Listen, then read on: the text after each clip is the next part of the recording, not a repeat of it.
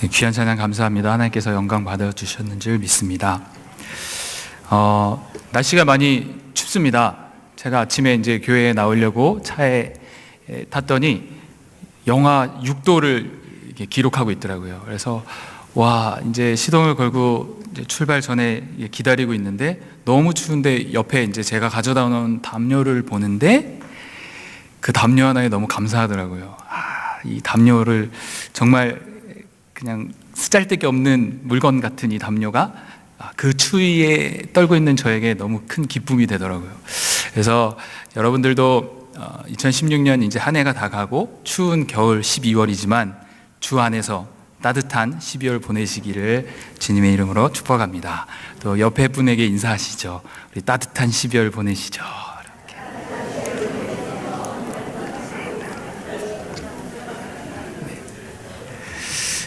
제가 잠시 기도하고 말씀 나누겠습니다.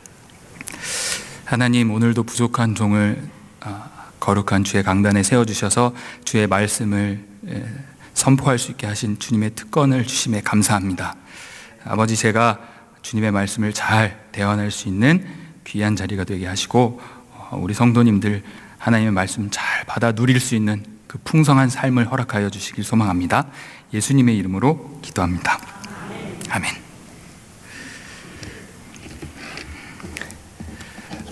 제가 청년 때 가르치던 당시의 꼬마였던 제자가 있습니다.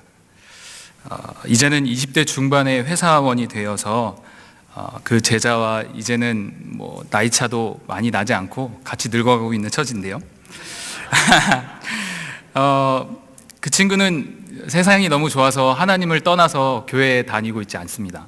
그래서 가끔씩 연락을 하며 교회에 나가라고 권면도 하고, 이제 그 생활 청산해야지, 하나님이 너 기다리셔 하면서 매번 연락을 할 때마다 권면을 합니다.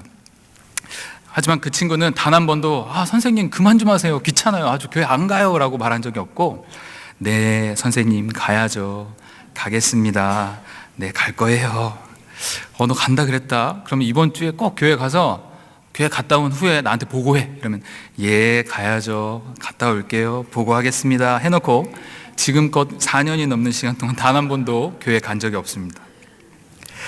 그 아이는 제가 교회에 가기를 원하는 것을 알고 있습니다. 그리고 어떻게 하면 하나님이 기뻐하시는지도 알고 있습니다. 하지만 대답만 하고 있는 제 제자입니다. 생각나실 때 제 제자를 위해서 기도해 주십시오. 우리가 우리의 신앙을 이야기하면서도 우리는 무엇이 옳은지 알고 있습니다. 우리가 삶을 살아가며 무수히 많은 선택을 하는 가운데서도 분명 무엇이 옳은지 알고 있습니다. 어떤 선택이 하나님께서 기뻐하시는지도 압니다. 이 안다는 것, 그것이 과연 그 알므로 인해 어떤 결과를 낳을 수 있는지, 또 진짜 안다라는 의미가 어떤 것인지 오늘 본문의 말씀을 통해 함께 살펴보고자 합니다. 네, 오늘의 본문은 예수님께서 대제사장들과 백성의 장로들에게 던지는 질문으로 시작합니다. 오늘 본문에 앞서 여러 가지 기적을 보이시고 드디어 나귀를 타고 예루살렘으로 입성하신 예수님의 모습을 볼 수 있습니다. 그리고 또한 성전에서 그의 말씀을 가르치고 계실 그때에 유대교의 종교 지도자들, 백성의 장로들이 나와서 당신이 무슨 권위를 가지고 이런 일을 하느냐 라며, 이 권위는 누가 준 것이냐 라며 물으며 따졌습니다. 그런 그들을 책망하고 교훈하기 위해 주시는 여러 가지 비유 중에 하나가 바로 오늘 이 본문입니다. 28절은 이렇게 시작합니다. 그러나 너희 생각에는 어떠하냐? 어떤 사람에게 두 아들이 있는데 맏아들에게 가서 이르되 얘 오늘 포도원에 가서 일하라 하니. 여기서 나오는 이 예는요, 원어로 아들 혹은 자식이라는 법적인 형식적인 관계의 표현이 아니라 친근하고 부드러운 표현의 아들이라는 단어를 사용했습니다. 이루 미루어 볼 때 이들 부자의 친근한 관계와 아버지의 사랑을 느낄 수 있습니다. 다시 한번 부드럽게 제가 읽어보면요, 얘야 오늘 포도원에 가서 일을 좀 하면 어떠겠니? 라는 부드러운 표현입니다. 이런 아버지의 말씀에 맏아들은 즉각적으로 대답합니다. 29절에 대답하여 이르되 아버지 가겠나이다 하더니 가지 아니하고, 아버지 갈게요 라고 바로 대답하더니 반전 가지 않았습니다. 30절 한번 같이 보면 둘째 아들에게 가서 또 그와 같이 말하니 대답하여 이르되 실소이다 하였다가 그 후에 뉘우치고 갔으니, 둘째 아들에게도 그와 같이 이야기했습니다. 그와 같이가 어떻게죠? 부드럽게, 얘야 오늘 포도원에 가서 일을 좀 하자. 대답하여 이르되 실소이다 하였다가. 여러분들이 혹시 자녀에게 야 이것 좀 치워, 이것 좀 해 라고 명령했는데 자녀가 싫어요, 하기 싫어요 하는 그냥 그런 앙탈 섞인 그 싫어요, 또 애도 마음이 상할 수 있는데 실소이다, 조선시대의 언어처럼 실소이다, 이거는 뭐 더 기분 나쁜 것 같은데, 그러나 또 반전이 있습니다. 그 후에 뉘우치고 갔으니. 이 두 아들의 예화를 이야기하시면서 대제사장들과 장로들아, 이 두 아들 중에 누가 아버지의 뜻대로 한 아들이겠느냐 라는 질문을 합니다. 여러분이 생각하실 때는 이 둘 중에 어떤 아들이 아버지의 뜻대로 한 아들이겠습니까? 그리고 과연 지금 이 말씀을 듣는 우리의 삶 속에 과연 첫째 아들의 모습이 더 많이 있는지, 둘째 아들의 모습이 더 많이 있는지 우리가 한번 생각해 봐야 할 것 같습니다. 첫째 아들은 아버지가 말씀하실 때 아버지의 뜻을 알고 있었습니다. 아버지가 원하는 것에 대해서도 알고 있었습니다. 그리고 그것을 알고도 하지 않았을 때 아버지가 슬퍼할 것도 정확히 알고 있었습니다. 하지만 첫째 아들은 잘못된 선택을 합니다. 그에 반해 둘째 아들은 아버지의 명령에 곧바로 거절하는 불순종의 모습을 띠고 있지만 뉘우치고 다시금 아버지의 명령에 순종하는 바른 선택으로의 전환을 보여줍니다. 다들 이미 눈치는 채셨겠지만 여기 이 비유에 등장하는 아버지는 우리 하나님이십니다. 그리고 맏아들은 스스로 율법적이고 경건하다고 생각하는 유대의 종교 지도자들입니다. 그리고 둘째 아들은 당시에는 율법을 어기고 스스로 경건해 보이지 않는 죄인임에도 불구하고 하나님 앞에 스스로 자신들의 죄를 뉘우치고 새로운 삶을 살기를 원하는 세리와 창녀들입니다. 이 비유는 우리에게 큰 의미를 가지고 다가옵니다. 우리는 하나님의 뜻을 아는 것과 순종하는 것 사이에 큰 벽을 두고 있습니다. 무엇인지도 알겠고 무엇이 옳은 건지도 알겠는데 그것을 위한 구체적인 행동은 하지 않으려고 합니다. 그럼 어떻게 하면 그 벽을 허물고 그분의 뜻에 합당한 행동으로 함께 옮겨갈 수 있을까요? 그러기 위해서는 과연 우리의 모습이 어떠한지를 아는 것에서부터 시작해야 할 것 같습니다. 하나님 앞에서 어떻게 그분의 뜻을 알고 행하고 있는지 우리의 삶을 잘 살펴보면 알 수 있습니다. 우리의 모습이 어떠한지를 살펴보려면 지금 우리가 살고 있는 이 시대적 배경에 대해서도 알고 있어야 됩니다. 지금 우리의 시대는 복음이 너무 가치가 없이 여겨지는 시대입니다.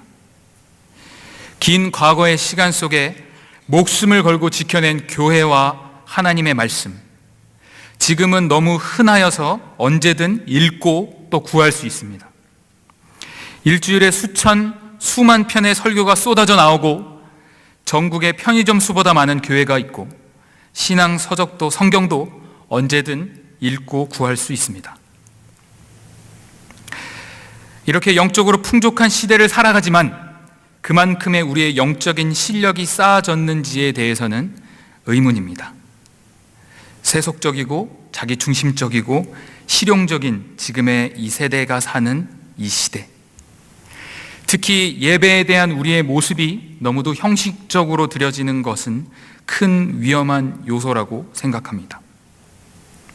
과연 우리의 예배가 구원의 감격으로 나오는 예배인지부터 먼저 점검해 봐야 할 것 같습니다.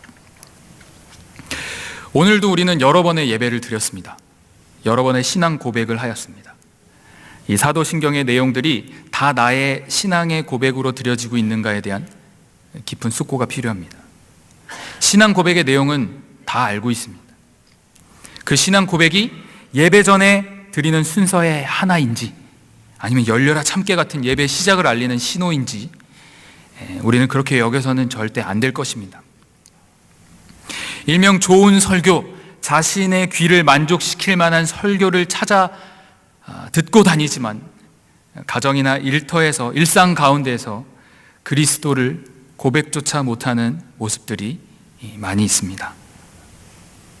하나님의 뜻을 쫓는다면 예수 그리스도를 닮아가야 하는데 그분은 자신을 드러내려고 하지도 않으셨고 하나님 사랑과 이웃 사랑의 그 자체가 되어주셨는데 우리는 그 정반대의 삶을 살아가기에 급급하단 말입니다.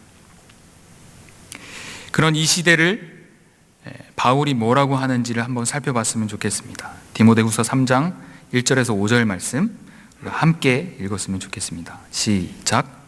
너는 이것을 알라. 말세에 고통하는 때가 이르러 사람들이 자기를 사랑하며 돈을 사랑하며 자랑하며 교만하며 비방하며 부모를 거역하며 감사하지 아니하며 거룩하지 아니하며 무정하며 원통함을 풀지 아니하며 모함하며 절제하지 못하며 사나우며 선한 것을 좋아하지 아니하며 배신하며 조급하며 자만하며 쾌락을 사랑하기를 하나님 사랑하는 것보다 더하며 경건의 모양은 있으나 경건의 능력은 부인하니 이 같은 자들에게서 내가 돌아서라. 여러분, 이 본문을 읽고 지금 이 시대가 말세 시대인 것을 인정하십니까? 여러분, 여기 나와 있는 이 죄악들이 열거되어 있는데 여기서 자유로우신 분들이 있으십니까? 저조차도 이 본문 가운데서 자유롭지 못함을 느낍니다.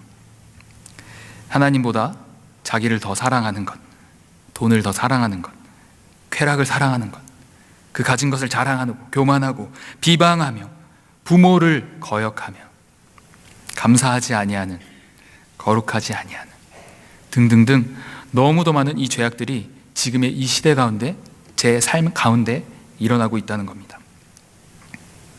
이런 말세 시대를 살아가는 여러분은 과연 이 분별한 시대에 우리의 영혼을 어디에다 두고 계십니까? 하나님의 뜻 가운데 온전히 두고 계십니까? 이 시대 가운데 여러분들을 세워주신 하나님의 뜻을 잘 알고 계시다면 그것에 순종하는 것에도 집중하고 있는지 잘 점검해 봐야 합니다.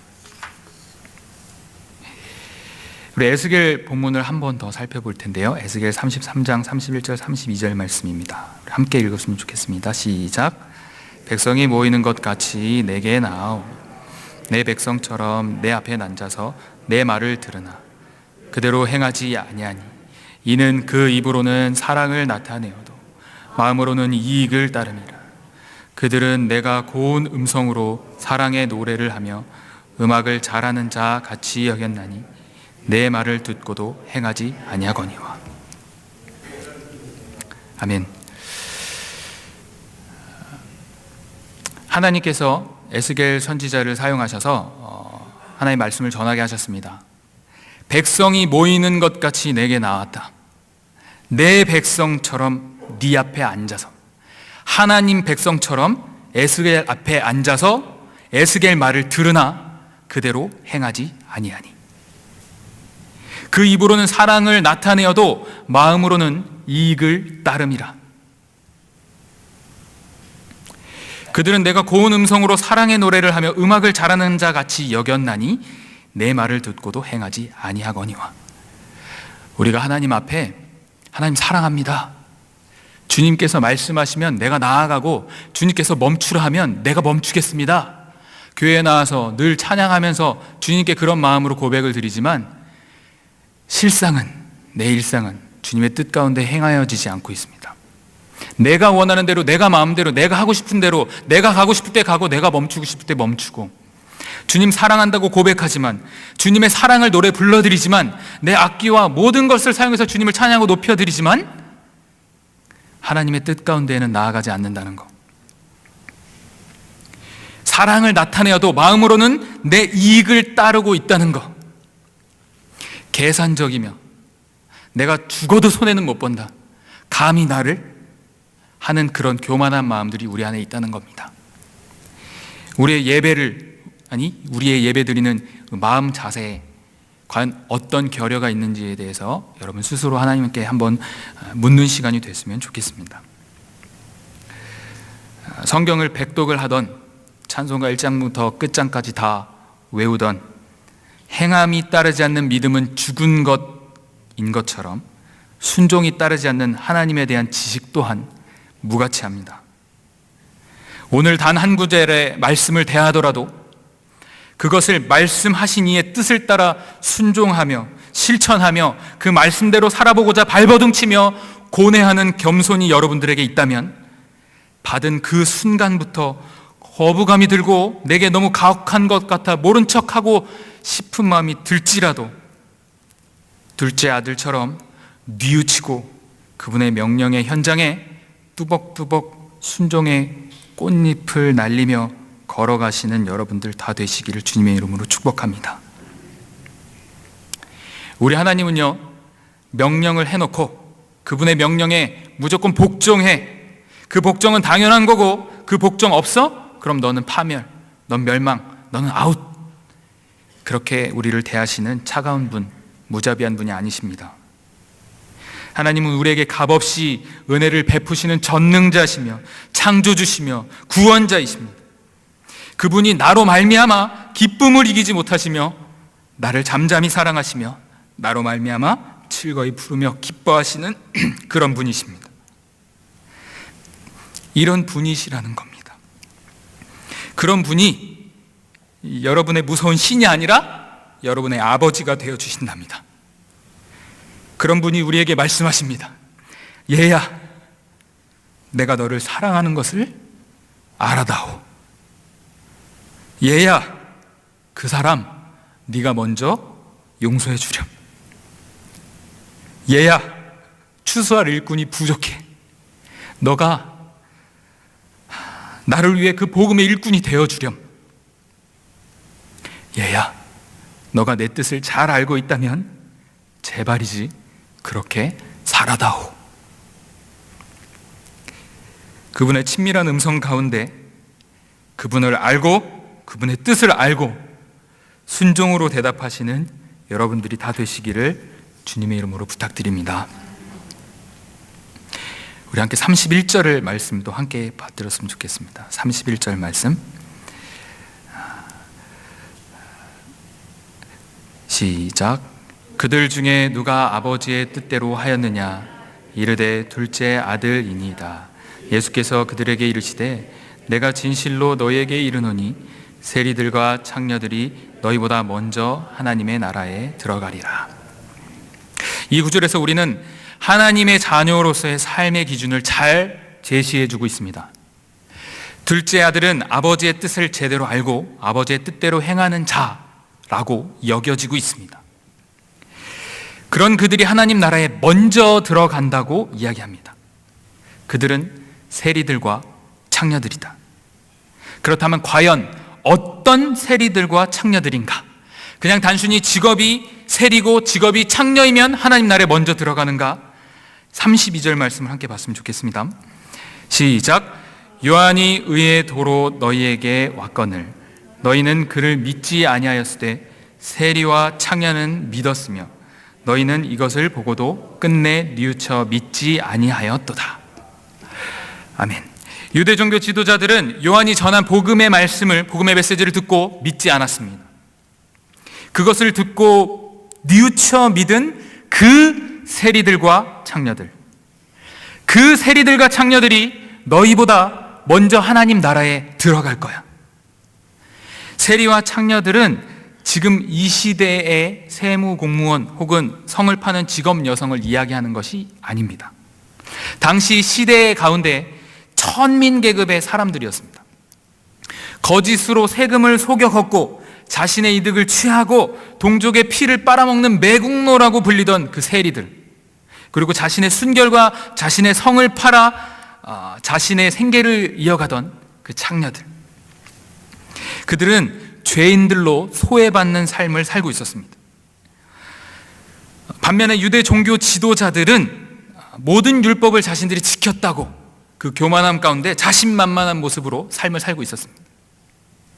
그런 그들과 비교 대상이 되는 것도 기분 나빠 죽을 지경인데, 그런 세리들과 창녀들이 자신들보다 먼저 천국에 들어간다고 말씀하시는 것입니다. 여기서 먼저라는 단어의 의미를 한번 살펴보면, 먼저니까 세리나 창녀들이 먼저 들어가고 그 다음에 유대 종교 지도자들이 들어갈 것이다 라고 하는 시대적인 순서에 따른 그 먼저가 아닙니다. 혹자는 먼저를 오직으로 해석해서 오직 세리들과 창녀들만 들어갈 것이다, 유대 종교 지도자들은 못 들어갈 것이다 라고 해석하는 분들도 있습니다. 하지만 우리는 그 해석을 뛰어넘어서 유대 종교 지도자들일지라도 세리와 창녀들처럼 자신들의 죄를 뉘우치고 하나님의 뜻을 알고 하나님의 뜻대로 행할 수만 있다면 천국에 들어갈 수 있을 것이다 라고 해석해야 할 것 같습니다. 마태복음 7장 21절 말씀을 한번 같이 살폈으면 좋겠습니다. 함께 읽겠습니다. 시작. 나더러 주여 주여 하는 자마다 다 천국에 들어갈 것이 아니요 다만 하늘에 계신 내 아버지의 뜻대로 행하는 자라야 들어가니라. 아멘. 실은요, 맏아들이든 둘째 아들이든 세리이든 창녀든 유대 지도자이건 목사님이건 장로님이건 초신자이건 아무 상관없습니다. 하나님의 뜻에 반응하고 겸손히 낮아져 순종하며 주여 주여 외치는 것만으로 임무를 다했다고 여기는 것이 아니라 하늘에 계신 아버지의 뜻대로 행하는 모든 자는 천국에 들어가는 겁니다. 말씀을 맺겠습니다. 아는 것이란 그렇지, 맞아로 끝나는 단순한 지식과 동의가 아닙니다. 우리에게 하나님을 안다는 것이란 감사와 찬송으로 표현되어져야 합니다. 그분을 아는 것, 하나님을 아는 것, 하나님 존재 자체를 아는 것, 그분이 내게 베푸신 사랑과 은혜를 아는 것, 그것에 감격해서 감사해서 어쩔 줄 몰라 나오는 그분에 대한 순종의 반응, 그 감사와 찬송, 이것이 그분을 진정으로 아는 것입니다. 여러분, 진정으로 아는 것에 대한 정의가 정리가 되셨다면 우리 마지막으로 에베소서 4장 13절 말씀을 함께 보시겠습니다. 시작. 우리가 다 하나님의 아들을 믿는 것과 아는 일에 하나가 되어 온전한 사람을 이루어 그리스도의 장성한 분량이 충만한 데까지 이르리니. 아멘. 여러분 다 하나님의 아들이신 예수 그리스도를 믿으시죠? 그를 믿는 것과 오늘 함께 나눈 아는 일에 하나가 되면 그제서야 우리는 온전한 하나님의 사람입니다.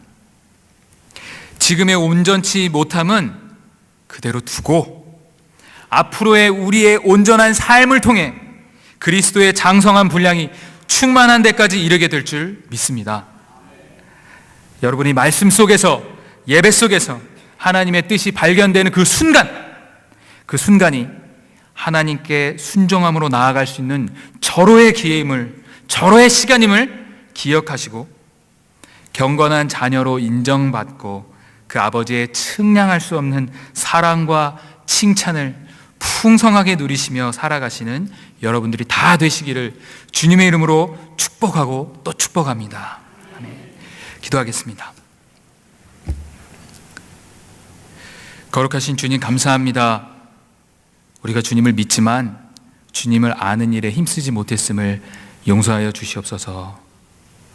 여지껏 온전한 주님의 자녀가 아니었다라고 한다면 지금껏의 과거는 묻어두고 지금부터라도 앞으로라도 하나님의 그 측량할 수 없는 사랑과 칭찬을 누리고 하나님의 온전한 삶을 누리기 위해 주님을 더욱더 열심히 믿고 더욱더 알아가기를 힘쓰는 주님 아버지의 복된 자녀들로 다 살아갈 수 있도록 주님께서 축복하여 주시옵소서.